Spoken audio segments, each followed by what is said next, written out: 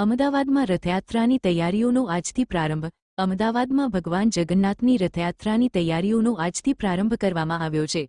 જગન્નાથ મંદિરમાં રથ પૂજાનું આયોજન કરાયું છે. અક્ષય તૃતીયાનું પાવન પર્વ પર તૈયારીની શરૂઆત કરાઈ છે.